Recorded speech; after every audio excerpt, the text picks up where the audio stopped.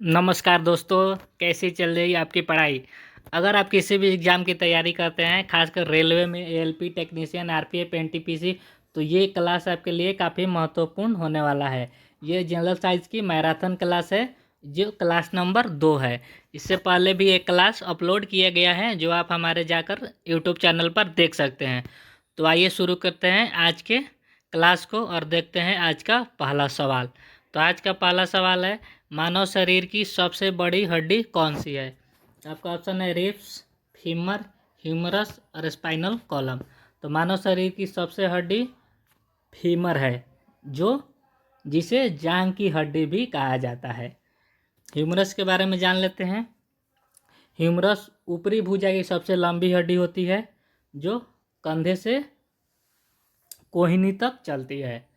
Spinal column हमारी रीढ़ की हड्डी की रक्षा करता है और यह 33 हड्डियों से मिलकर बना होता है, जिन्हें केशुरका भी कहा जाता है।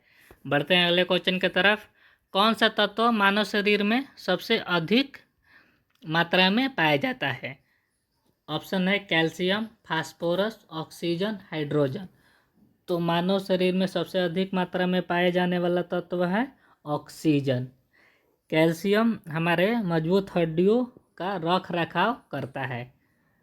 कैल्शियम एक खनिज भी है। फास्फोरस के बारे में जानते हैं। तो फास्फोरस कैल्शियम के बाद सबसे ज़्यादा प्रचुर मात्रा में हमारे शरीर में पाया जाता है। शरीर का लगभग 85% फास्फोरस हड्डियों और दांतों में होता है। बढ़ते हैं अगले क्वेश्चन की तरफ। कौन सा विकिरण सबसे अधिक ऊर्जा वाला होता है। कौन सा विकिरण सबसे अधिक ऊर्जा वाला होता है। आपका ऑप्शन है रेडियो तरंग, इंफ्रारेड विकिरण, एक्सरे, अल्ट्रा वायलेट किरण। तो कौन सा विकिरण सबसे अधिक ऊर्जा वाला होता है। तो आपका आंसर होगा एक्सरे। एक्सरे सबसे अधिक विकिरण वाला होता है, जिनका उपयोग चिकित्सा इमेजिंग में किया जाता है। बढ़ते हैं अगले क्वेश्चन के तरफ। रक्त में शर्करा के स्तर को नियंत्रित करने वाला हार्मोन होता है। रक्त में शर्करा के स्तर को नियंत्रित करने वाला हार्मोन होता है एड्रेनलिन, इंसुलिन, थायरॉक्सिन, टेस्टोस्टेरोन। तो आपका आंसर हो जाएगा, रक्त में जो शर्करा को नियंत्रित करता है वो इंसुलिन करता है। थायरॉक्सिन के बारे में थोड़ा जान लेते हैं। थायरॉक्सिन वृद्धि और विकास को नियंत्रित करता है। ये हृदय गति के रक्तचाप को भी नियंत्रित करता है। बढ़ते हैं अगले क्वेश्चन की तरफ। बैक्टीरिया के अध्ययन को क्या कहा जाता है। बैक्टीरिया के अध्ययन को क्या कहा जाता है। Zoology, microbiology, bacteriology, entomology. तो बैक्टीरिया के अध्ययन को बैक्टीरियोलॉजी कहा जाता है। जूलॉजी में जीव जंतु के बारे में अध्ययन किया जाता है। अगले क्वेश्चन की तरफ। मलेरिया किस मच्छर के काटने से फैलता है। मलेरिया किस मच्छर के काटने से फैलता है। एडिस, एनाफिलीज, क्यूकलेस, टाइगर मच्छर। तो आपको पता ही है कि मलेरिया एनाफिलीज के मच्छर के काटने से फैलता है। बढ़ते हैं अगले तक क्वेश्चन की तरफ। कौन सा तत्व धातु नहीं है। कौन सा तत्व धातु नहीं है। सोना, एल्युमिनियम, ऑक्सीजन, तांबा। सोना भी एक धातु है, एल्युमिनियम भी धातु है, तांबा भी धातु है। तो आपको पता चल गया होगा कि ऑक्सीजन जो है यह एक धातु नहीं है। कागज का आविष्कार किसने किया था। कागज का आविष्कार किसने किया था। आपका ऑप्शन है Thomas Edison, Alexander Fleming, Tsai Lun, Nicholas Tesla. तो कागज का आविष्कार टाई लून ने किया था, जो मतलब कि चीन में पहली बार कागज का आविष्कार हुआ था, जिसे संचार क्रांति भी आई थी। बढ़ते हैं अगले क्वेश्चन की तरफ। हड्डियों और दांतों के निर्माण में कौन सा खनिज आवश्यक है। अभी आपको ऊपर मैंने बताया कि कैल्शियम जो है कैल्शियम जो है वो हड्डियों का रख रखाव का कार्य करता है। तो इसका आंसर हो जाएगा कैल्शियम ही इसका आंसर हो जाएगा कि हड्डियों और दांतों के निर्माण का खनिज आवश्यक कौन सा है। तो कैल्शियम। बढ़ते हैं अगले क्वेश्चन की तरफ। किस गैस को श्वसन के लिए आवश्यक माना जाता है। आपका ऑप्शन है hydrogen, carbon dioxide, oxygen, nitrogen. तो ये कार्बन डाइऑक्साइड तो पेड़ पौधे ग्रहण करते हैं। तो किस गैस को श्वसन के लिए आवश्यक माना जाता है। तो आपका आंसर हो जाएगा ऑक्सीजन। ऑक्सीजन श्वसन के लिए आवश्यक गैस है जो शरीर की कोशिकाओं में ऊर्जा उत्पन्न करती है। बढ़ते हैं अगले क्वेश्चन की तरफ। प्रकाश का रंग किसके कारण होता है? प्रकाश का रंग किसके कारण होता है? आपका ऑप्शन आयनों की उपस्थिति के कारण, रंग द्रव्य की उपस्थिति के कारण, तरंग दैर्ध्य की उपस्थिति के कारण या तरंग आवृत्ति की उपस्थिति के कारण। तो प्रकाश का रंग तरंग दैर्ध्य की उपस्थिति के कारण होता है जो विभिन्न रंगों का उत्पादन भी करता है। बढ़ते हैं अगले क्वेश्चन की तरफ। कौन सा विटामिन सूर्य के प्रकाश से प्राप्त होता है? Vitamin A, vitamin C, vitamin D, vitamin E. तो आपका आंसर हो जाएगा विटामिन डी। विटामिन डी होता है जो हमें सूर्य के प्रकाश से प्राप्त होता है और ये सूर्य से डायरेक्ट हमें त्वचा में प्राप्त होता है। बढ़ते हैं अगले क्वेश्चन की तरफ। क्लोरोफिल का कार्य क्या है? क्लोरोफिल का कार्य क्या है? आपका ऑप्शन है ऑक्सीजन का उत्पादन, खाद्य निर्माण, जल शोषण, वायु संचार। तो क्लोरोफिल का कार्य है खाद्य का निर्माण करना। क्लोरोफिल पौधों में खाद्य निर्माण में सहायता करता है जिसे प्रकाश संश्लेषण भी कहा जाता है। बढ़ते हैं अगले क्वेश्चन की तरफ। अम्लीय वर्षा का मुख्य कारण क्या है? अम्लीय वर्षा का मुख्य कारण क्या है? आपका ऑप्शन है जलवायु परिवर्तन, औद्योगिक प्रदूषण, वनों की कटाई, समुद्री जल स्तर का बढ़ना। तो अम्लीय वर्षा का मुख्य कारण है जो औद्योगिक प्रदूषण है, जिसमें विशेषकर सल्फर डाइऑक्साइड और नाइट्रोजन ऑक्साइड के उत्सर्जन अम्लीय वर्षा का मुख्य कारण होता है। बढ़ते हैं अगले क्वेश्चन की तरफ। किसी पदार्थ का परमाणु क्रमांक किस पर निर्भर करता है? न्यूट्रॉन की संख्या पर, इलेक्ट्रॉन की संख्या पर, प्रोटॉन की संख्या पर या मास की संख्या पर। तो किसी पदार्थ का परमाणु क्रमांक प्रोटॉन की संख्या पर निर्भर करता है। रेडियोधर्मी तत्व किसका उत्सर्जन करते हैं? रेडियोधर्मी तत्व किसका उत्सर्जन करते हैं? तो रेडियोधर्मी तत्व किसका उत्सर्जन करता है? आपका ऑप्शन है इलेक्ट्रॉन, न्यूट्रॉन, गामा किरणें, ऑक्सीजन। तो आपका जो आंसर हो जाएगा कि रेडियोधर्मी तत्व गामा किरणें का उत्सर्जन करते हैं। रेडियोधर्मी तत्व गामा किरणें अल्फा और बीटा कणों का भी उत्सर्जन करते हैं। बढ़ते हैं अगले क्वेश्चन की तरफ।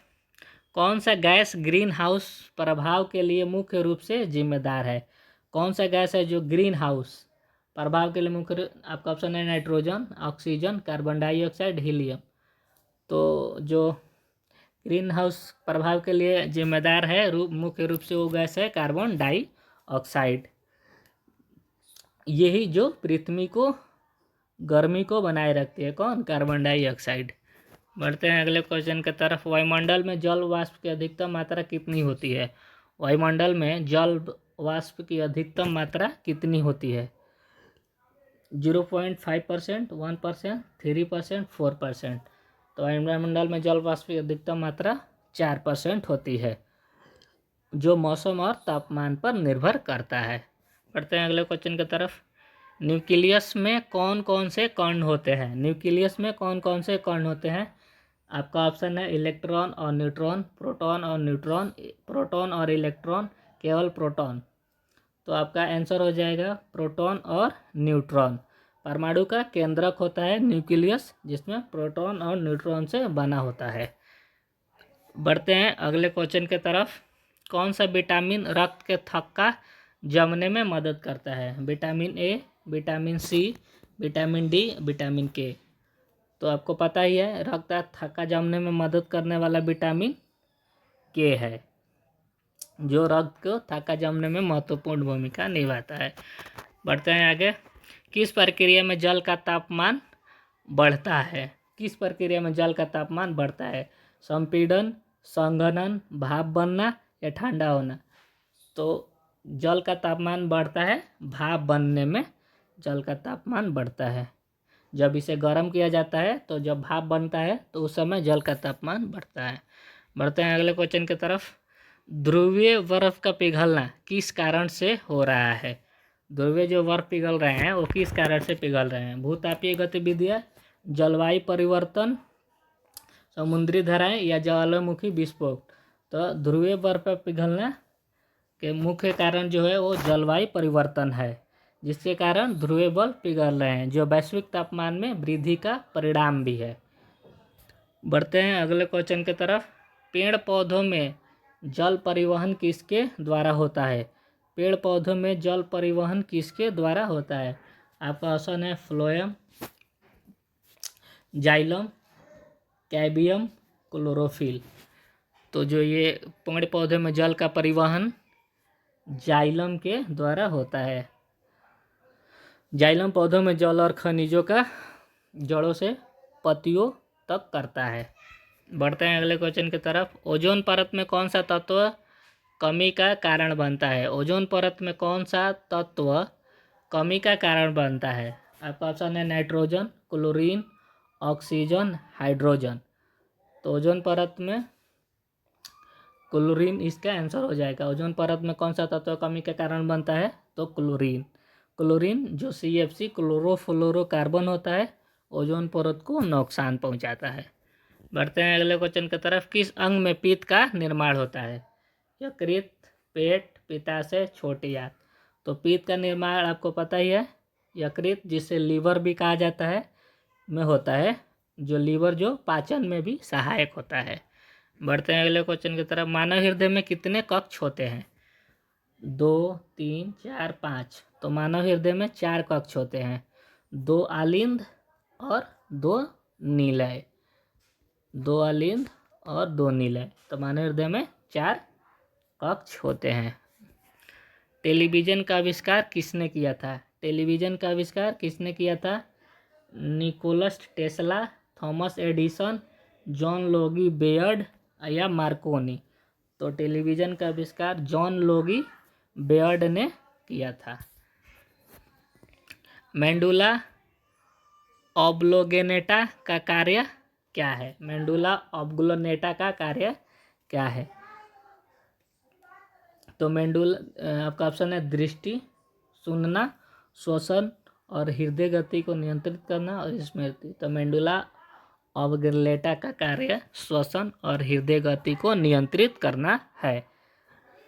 बढ़ते हैं अगले क्वेश्चन की तरफ। विद्युत प्रतिरोध की इकाई क्या होती है? विद्युत प्रतिरोध की इकाई क्या होती है? तो विद्युत प्रतिरोध की इकाई आपको पता ही है, वोल्ट, ओम, एम्पियर, जूल। तो विद्युत प्रतिरोध की इकाई ओम होती है, जो किसी चालक में प्रवाहित विद्युत धारा का प्रतिरोध मापती है। बढ़ते हैं अगले क्वेश्चन की तरफ। एल्युमिनियम का प्रतीक क्या है? एल्युमिनियम का प्रतीक क्या है? Al, Au, Ag, Mn। तो आपका आंसर होगा Al। एल्युमिनियम का प्रतीक Al है। फ्रीजिंग पॉइंट का मतलब क्या होता है? तापमान जहाँ जल वाष्प में बदल जाता है, तापमान जहाँ जल ठोस में बदलता है, तापमान जहाँ जल उबलता है, तापमान जहाँ जल ठंडा होता है। तो फ्रीजिंग पॉइंट का मतलब है तापमान जहाँ जल ठोस में बदल जाता है, जहाँ जो 0 डिग्री होता है, 0 डिग्री सेल्सियस होता है। बढ़ते हैं अगले क्वेश्चन की तरफ। कौन सी प्रक्रिया पौधों में भोजन निर्माण के लिए जिम्मेदार है? कौन सी प्रक्रिया पौधों में भोजन निर्माण के लिए जिम्मेदार है? तो आपका ऑप्शन है श्वसन, पाचन, प्रकाश संश्लेषण और पर्णहरण। तो पौधों में भोजन के लिए जो जिम्मेदार होती है वह है प्रकाश संश्लेषण, जिससे सूर्य के प्रकाश का उपयोग कर भोजन अपना पौधा अपना भोजन बनाता है, पौधा अपना भोजन बनाते हैं। ध्वनि की गति किस माध्यम में सबसे अधिक होती है? तो ध्वनि की गति जो होती है वो ठोस में सबसे अधिक होती है, क्योंकि ठोस के जो कण होते हैं वो काफ़ी पास होते हैं, इसलिए इसमें ध्वनि की गति सबसे अधिक होती है। इंसुलिन का निर्माण किस अंग में होता है? आपका ऑप्शन है यकृत, किडनी, पैनक्रियास, मस्तिष्क। तो इंसुलिन का निर्माण पैनक्रियास में होता है, जो रक्त शर्करा को नियंत्रित करता है। बढ़ते हैं अगले क्वेश्चन की तरफ। कार्बन डाइऑक्साइड और जल से भोजन बनाने की प्रक्रिया क्या कहलाती है? कार्बन डाइऑक्साइड और जल से भोजन बनाने की प्रक्रिया क्या कहलाती है? तो आपको पता ही है कि कार्बन डाइऑक्साइड और जल से भोजन बनाने की प्रक्रिया प्रकाश संश्लेषण कहलाती है, जो पौधों को भोजन निर्माण में सहायता करती है। कौन सी गैस जल में बुलबुले बनाने के लिए जिम्मेदार होती है? ये देखिए काफ़ी महत्वपूर्ण क्वेश्चन होने वाला है। कौन सी गैस जल में बुलबुले बनाने के लिए जिम्मेदार होती है? आपका ऑप्शन है oxygen, nitrogen, carbon dioxide, helium. तो इसका आंसर हो जाएगा कार्बन डाइऑक्साइड। गैस जल में बुलबुले बनाने के लिए जिम्मेदार होती है। हीलियम के बारे में आपको पता ही है, इसका परमाणु क्रमांक 2 होता है और इसे He से डिनोट किया जाता है और यह एक नोबेल गैस भी है। तो आपका जो आंसर हो जाएगा सी, कार्बन डाइऑक्साइड। बढ़ते हैं अगले क्वेश्चन की तरफ। ग्लूकोज का रासायनिक सूत्र क्या होता है? ग्लूकोज का रासायनिक सूत्र क्या होता है? आपका ऑप्शन है ए C2H5OH, C6H12LO6, CH3COOH, H2SO4। तो जो ये आपका आंसर हो जाएगा ग्लूकोज का रासायनिक सूत्र C6H12O6 होता है। बढ़ते हैं अगले क्वेश्चन की तरफ। विद्युत धारा के लिए सुचालक कौन से होते हैं? विद्युत धारा के लिए अच्छे सुचालक कौन होते हैं? आपका ऑप्शन है ए लकड़ी, प्लास्टिक, धातु, रबड़। तो विद्युत धारा के लिए अच्छा सुचालक जो होता है वो धातु होता है, जैसे कि तांबा, एल्युमिनियम। बढ़ते हैं अगले क्वेश्चन की तरफ। पृथ्वी का सबसे बड़ा महाद्वीप कौन सा है? पृथ्वी का सबसे बड़ा महाद्वीप कौन सा है? Africa, Asia, Europe, Australia. तो पृथ्वी का सबसे बड़ा महाद्वीप एशिया है। जो भूमि क्षेत्र बढ़ते हैं आज के अंतिम सवाल की तरफ। आज का अंतिम सवाल है आर्किमिडीज का सिद्धांत किस पर आधारित है? आपका ऑप्शन है ए बल, ए संवेग, बी बल, सी उछाल, डी घर्षण। तो आर्किमिडीज का सिद्धांत उछाल पर आधारित होती है, जो हमें बताता है कि जब कोई वस्तु किसी तरल में डूबी है तो ऊपर की ओर बल अनुभव करती है। तो आज का ये क्लास यहीं पे समाप्त करते हैं और मिलते हैं कल एक नए सीरीज के साथ। नमस्कार, धन्यवाद, जय हिंद।